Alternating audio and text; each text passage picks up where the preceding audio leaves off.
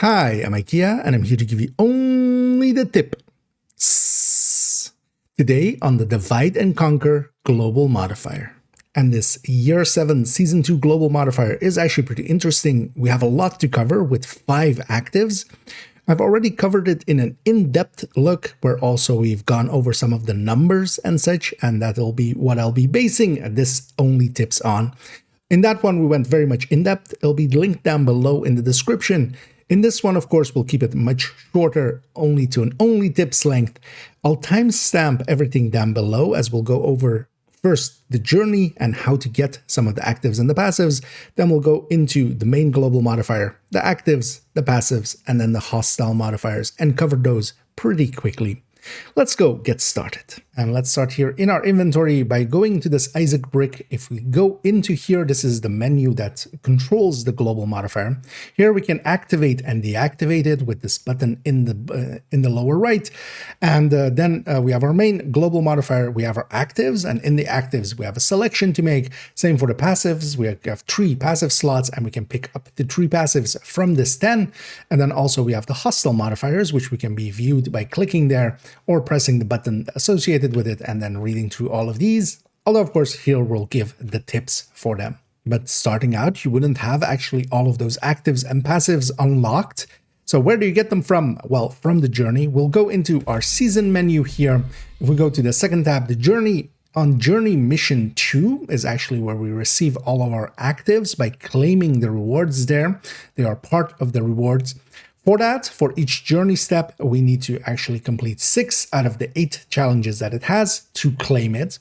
Then underneath each of these singular challenges, the first 5 in Journey Mission 2, we also have the passives here. So under the first 5, we do have a reward of unpassive, and then the further ones don't.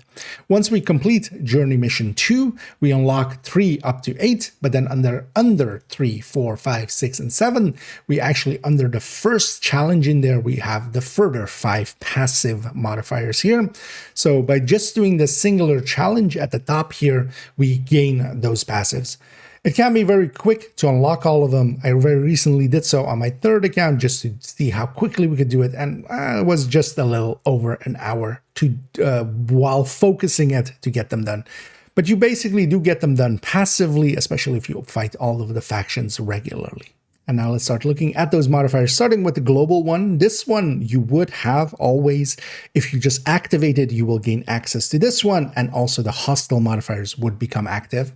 Here we gain a rate of fire bonus depending on how many contested zones we have, and then we gain a rate of fire and an all weapon damage bonus for any controlled zones we have. Contested zones are any zones where 2 or more factions are fighting for control, including us, but also the enemies. So for instance, if there is a zone where there is a 1 control point where it is Hyena, and then 1 control point where it is Outcast, like we have here in Downtown West, this counts as a contested zone.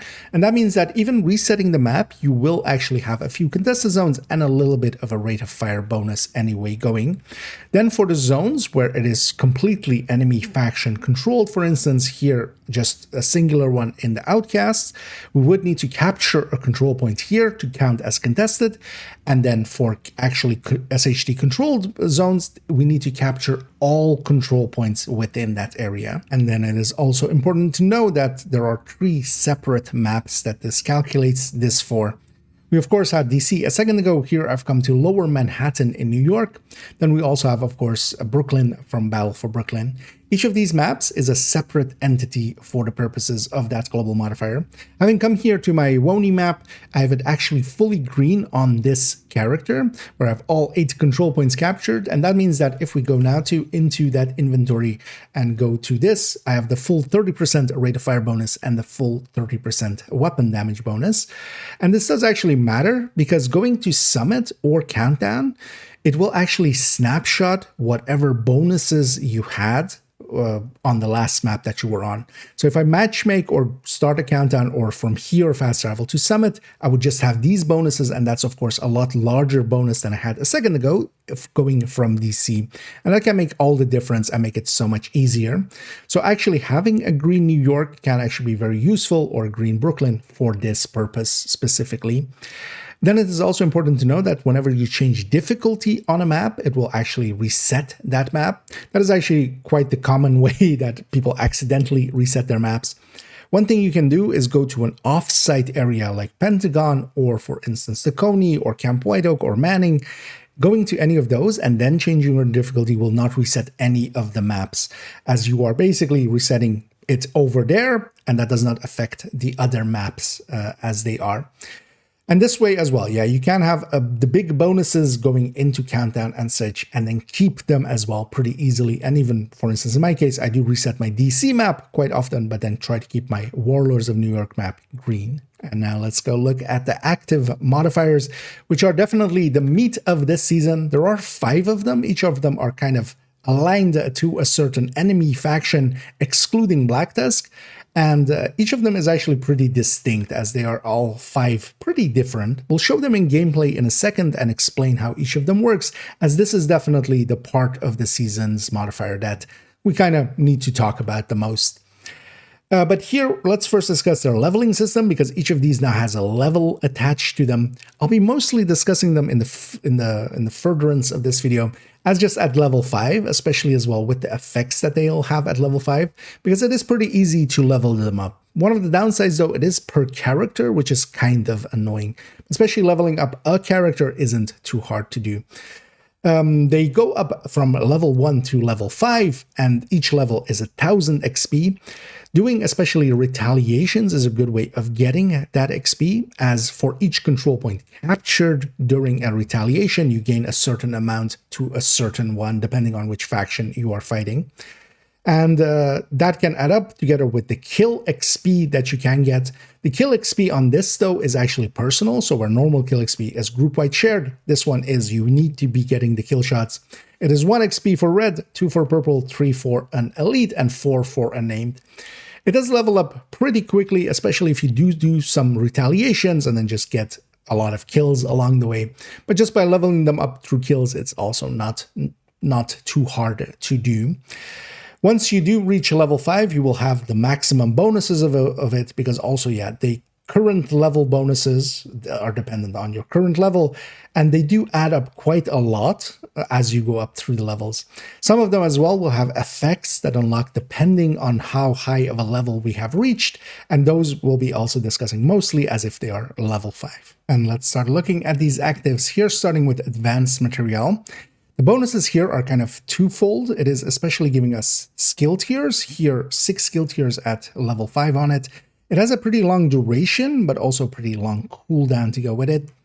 Then also, the signature weapons gain hefty bonuses on their damage, on the rate of fire, and on the reload, and they gain unlimited ammunition. This is ammunition reserves, not in the mag. You can't infinitely fire them, but you still have to reload. But you do have infinite reserves on it. Also, any kills with those signature weapons or skills add 3 seconds to the modifier's duration, meaning that we can actually keep a really hefty uptime on it, especially, for instance, how I'm going to use it here. Because also actually on a level 5, one of the effects on it is that specialization skills are overcharged for the duration of the modifier.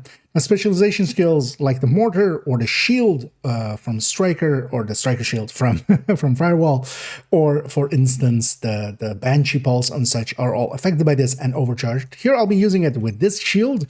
For the duration of it, it will be overcharged, and when shields are overcharged, your shield is invulnerable with Shield Wall as a trait. So this will make this shield completely invulnerable for the duration of it. And I'll also have infinite ammunition for the flamethrower here, and hefty bonuses to it. So let's go see if these guys like a barbecue. And we'll go up here, I'll trigger it, I'll pull out my shield, and I'll pull out my flamethrower and just get to work. My shield is invulnerable, my ammo is infinite, the retaliation is immediate. But yeah. While I am not invulnerable, of course, my shield is, and yeah, we are also doing a lot more damage than we regularly would with the flamethrower, even though the flamethrower is already by itself very strong anyway. And this, of course, can be used very effectively just for clearing out activities and such. But also think of what, for instance, Attack 50 could do in this.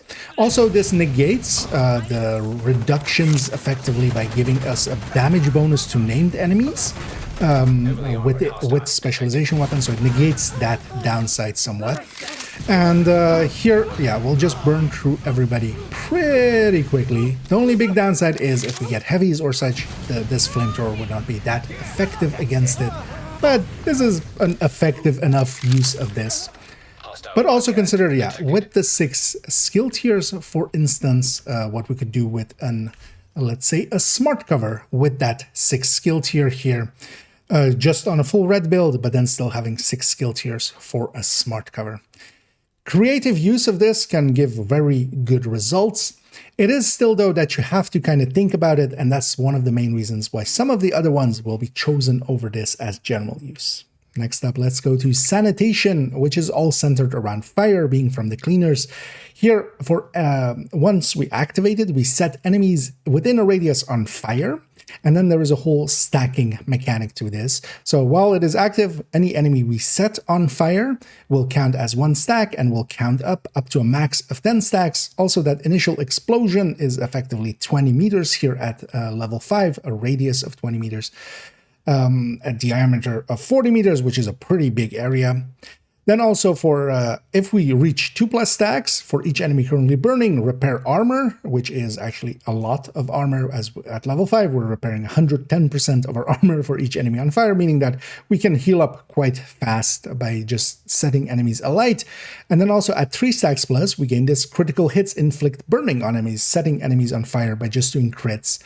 Now, this 3 stacks plus is actually what we'll be kind of aiming for, because what I want is with that initial explosion here, especially to get 3 enemies.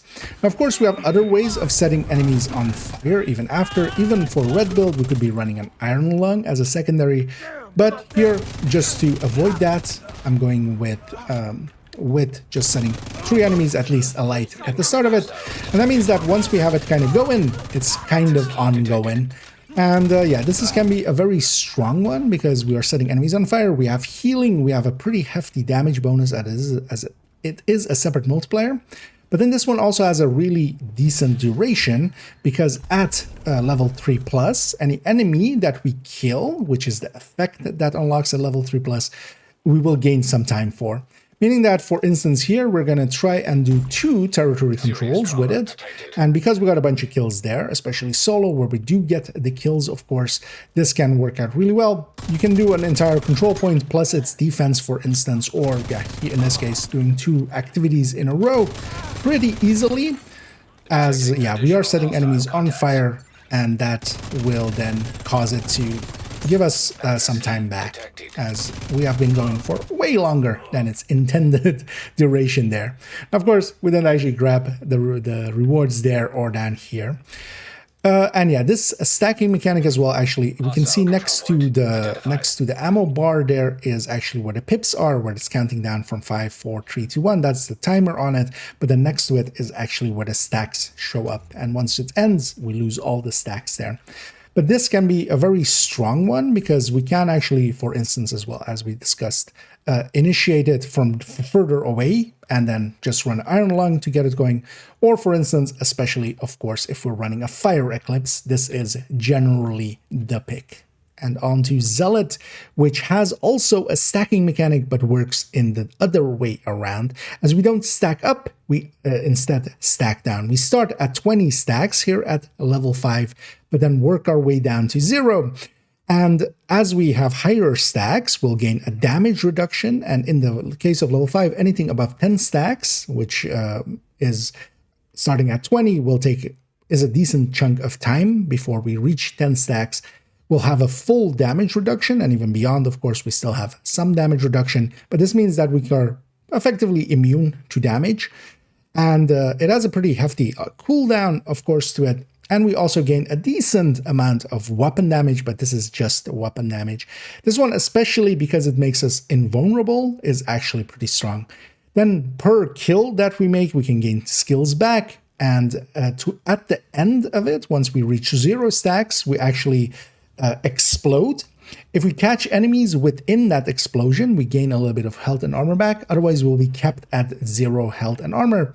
But hopefully by that point, we'll be out of combat. So the way that this ends up getting used a lot is just we can rush into combat, activate it, and while I am at 5 or at the 20 stacks, we have 100% or more. Well, at this point, we have basically 200% reduction effectively. It takes a few seconds before it starts counting down, and then once it does, yeah, we will start losing a little bit of our damage because that is also stacks dependent. As long as we get some kills, we can extend it, but it does actually start becoming increasingly more difficult as we'll lose more and more stacks per second to keep that up. And here at the end, we'll have this explosion.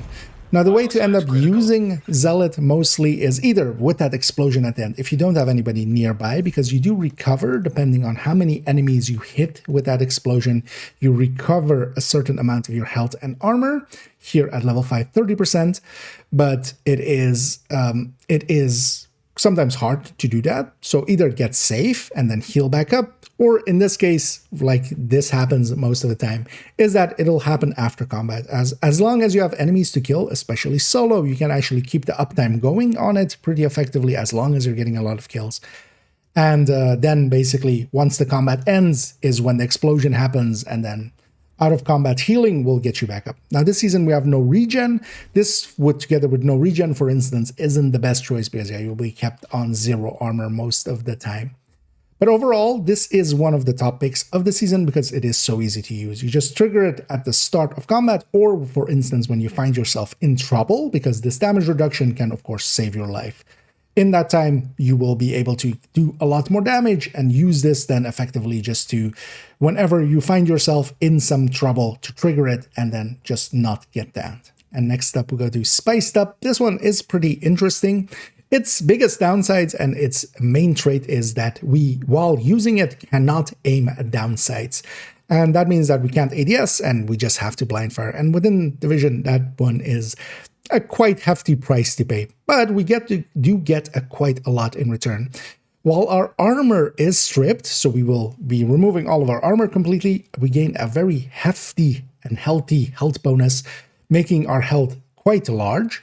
Then we gain a damage per hit, so any successful hit on the enemy adds a weapon damage stacks and recovers also 1% health, meaning that we can use this as kind of in the same way as, for instance, Berserkish kind of gameplay in the past. And also, yeah, we gain a health, a reload speed, and also a movement speed increase. And that movement speed is actually kind of interesting. So for instance, here on this one, we're starting way far away from the target here. But also what we have at level 5 actually is that when you press the input again, or when the timer ends, and you do need to reach level 5 for this, and this does actually improve it quite a bit, is that we will replenish armor proportional to your current health. So we will get back an armor bar proportional to how much health we had at the end of it. That also means that with a 20-second duration and a 20-second cooldown, we can actually trigger this and use it for instance, its movement speed. Without level 5, once you reach the end of it, you would be left without any armor, which is quite annoying, of course. But here then, I'm going to actually drop it there and then have it come give me the heal that it can give me. I'm back onto full armor.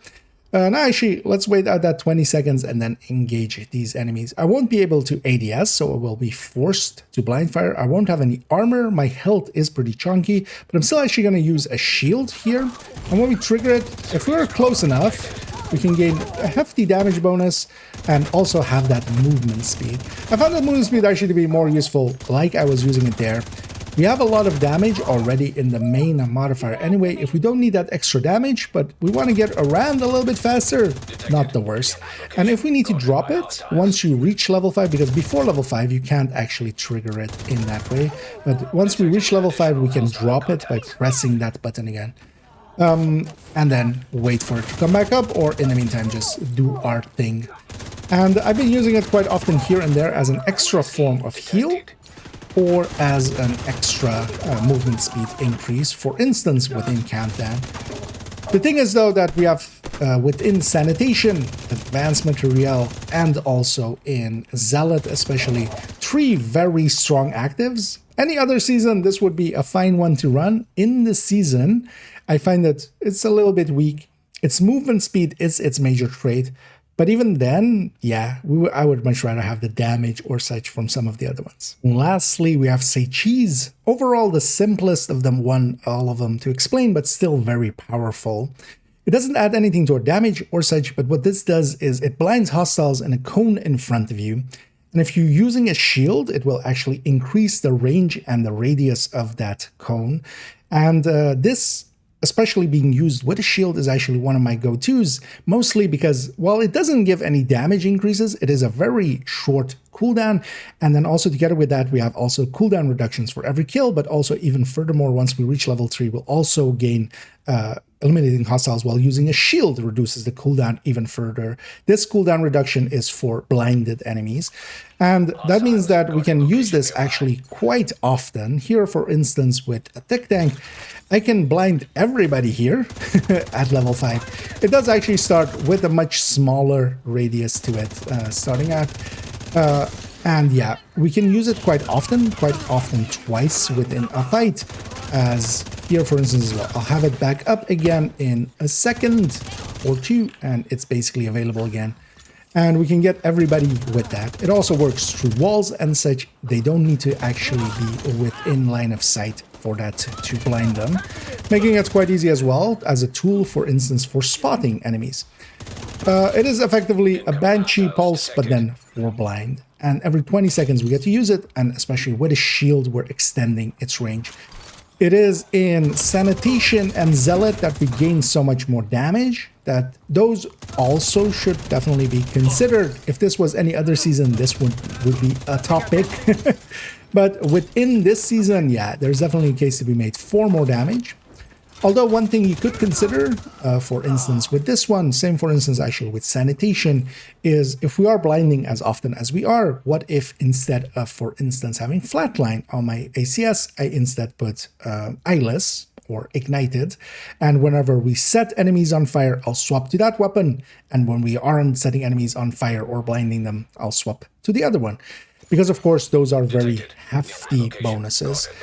All in all, though, Seichi's can definitely be a very powerful one and one of the safer ones, especially as well, because with the other ones, you might get yourself into trouble or get killed by them, even in the case of Zealot sometimes. Seichi's is very consistent, and you can very easily make use against this against enemies as an extra CC against the enemies. It is very powerful. Blind is very debilitating for the enemies and has been one of my go-tos, especially on builds where I am using a shield. And let's move it to the passives here. These are much more simplistic as we'll go into this menu. They are set up in the universal and in the faction ones. The universals are against certain archetypes, and then the faction ones are against an archetype plus a faction. So for instance, Hyena Shields or Immobilizers from True Sense. Going over them, the pick I quite often go to is especially Stepping Stones and Batter Up. That's the 2 that I'll be taking basically always, and then the other one, I either take something else like Keep Out or Rupert's Tear, or one of the faction-specific ones, and I kind of avoid Compromised here. Stepping Stones as one of my topics is because we gain, if we headshot kill an assault, which we do quite often encounter assaults, and if we kind of aim high, we can get some headshot kills on there, we gain hollow point ammo. And hollow point ammo is the same as ongoing directives ones, which are just amplifies weapon damage by 20%, and they can be very, very strong. This is one of the few ones that adds to some of our damage, and of course consider as well that if you're running, let's say, Determined or such, a Determined Headhunter, yeah, you'll be headshotting quite a lot. Assaults are plentiful, so you'll be getting this bonus quite a lot. But even on a red build, just aim high a little bit and get this bonus. Then we have Keep Out. This is whenever we hit a rusher within 10 meters, we gain 20% movement speed. I do take this one quite often as well, just because of that movement speed increase. I do enjoy that. Then we have Rupert's Tear. This can also be very strong, especially more so in group settings, because when we break any plate on a tank's armor, on a heavy's armor, all other armor plates are broken. It basically shatters every plate off of them. And why this can be very important is that if you're in a group setting, if you're going for the chest and someone else is going for the head, you would be splitting somewhat the damage. But then if one person breaks one of the pieces, now both of them can do that damage. Because if the person that is aiming for the head and the chest breaks, but they keep shooting for the head, they're basically wasting their damage. On top of that is that also actually in general use, this is quite fine because, for instance, the heavies that use LMGs or the minigun, they will have an arm across their chest. And if you, quite often, you will still hit, if you break the chest, you will still sometimes hit the arm a few times. Now that armor is also gone, so you're doing damage there. Also, when this happens, you apply bleeding to enemies within 50 meters of the target, but this is just inconsequential and just a bonus on top a little bit. Compromise makes it so that while you are in cover, and you do need to be in cover, your headshot against snipers increases by 100%. This, for some headhunting, sometimes can be somewhat useful, but I find myself just not being in cover that often anyway, so this isn't the one for me. And yeah. If you hit a sniper while they are in cover, they are forced to exit cover. This is actually the more beneficial part of this. But it isn't good enough, I feel, to stand up against, for instance, Stepping Stone or this one, Batter Up. This is any grenade within 5 meters of you is destroyed and with a 30-second cooldown. And this is any grenade. And this is actually very powerful, much more so than, for instance, even Measured Assembly. And I feel they should roll this one kind of into Measured Assembly at this point, because it also removes things like Airburst and, for instance, as well, Death Pulses from the Black Tusk medics that they throw at you. Very powerful tools that sometimes will push you out of cover. Every 30 seconds here, we can ignore basically a grenade coming our way. I'll be missing this one at the end of the season the most. Also, while it is on cooldown, so whenever it gets triggered and gets put on cooldown, the radius of our own grenades increases by 100%, making for very large flashbangs, or even, for instance, flame grenades will become humongous once this is active. This one is definitely one that I'm just always have active together with Stepping Stones, and then just sometimes swapping out the other ones. Faction specifically, we have one for Hyena Shields, where if we hit the Hyena Shield on their shield, we deal 50% of the damage to each enemy within 10 meters of the target. This is all the enemies, each of them is taking 50%. So especially if there's one shield in the middle of a big pack, it's kind of worth you taking this one and shooting them onto the shield. If it is just one shield and just one guy next to them, you're actually better off just killing both of them separately and just shooting through the hole. Then we have Quicksand, which increases the foaming range of Immobilizer, which is the foam guys from the True Suns, to all enemies within 20 meters of that. Now, already, any enemy that was pretty close to them will, of course, already have been foamed when you blow that up. Now that this just increases that range by quite a lot. Then we have Scorched Earth, which is that Scorchers, which is the outcast flamethrower ladies. They're gas canisters when it explodes. So not just when you puncture it and it starts spouting flames out and, you know, they start to panic. That's not the point. But when it actually explodes, it will inflict burning on all enemies within 7 meters of the target, which is a much smaller radius. But there is one trait to this, and they burn until they die. This is a very long duration, or maybe even infinite duration burn. So they will just keep burning till they run out of their health and armor. And this can be very debilitating to all of the enemies within that range, especially, for instance, with public executions. There's usually one Scorcher in the middle of a pack. You just blow that up and all of them get set on fire. One thing then is that, yeah, you can kind of just ignore them, or just, you know, help them to their grave a little bit faster. But this can actually be very strong, even though that range on it is pretty small. Then we have Mismanagement, and this is when a leader is eliminated, and very specifically for this one as well, we'll point out that leader is a specific archetype. It is the enemies with the double chevrons, the double inverted chevrons on them. They are the ones that provide the bonus healing, the bonus overheal to all of their allies. It isn't, because a lot of people read this as named. That isn't the case. This is a specific archetype. And then when they are eliminated, all enemies within 80 meters that were affected by the leader's overheal suffer bleeding. And this is kind of minor, but also what you gain from upon eliminating the leader, you gain 20% bonus armor. This isn't that impactful, and because of that, we don't take it quite often. Then we have Bad Reception, and this one can actually be useful when you're fighting cleaners, because there's a lot of controller drones, and this is affecting them. Whenever destroying a controller's drone breaks the controller's weak point, so it makes the explosion happen on them and shocks the controller and all enemies within 20 meters of them. And this is actually a pretty good one to take against cleaners because these are common enemy types that we'll run into. And this drone is just hanging out in the open, in the air, and we can shoot it very easily and shock everything within that area. Overall, all of these passives are worth considering.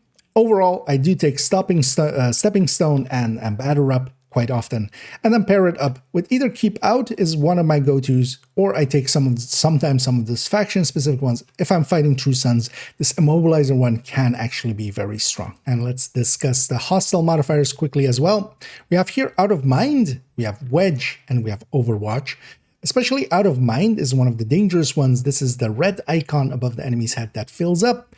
It charges up over 5 seconds, independent of if they're in combat or not. Basically, when the enemy spawns in, it will start charging this up. So by the time you reach them, it will be already likely full.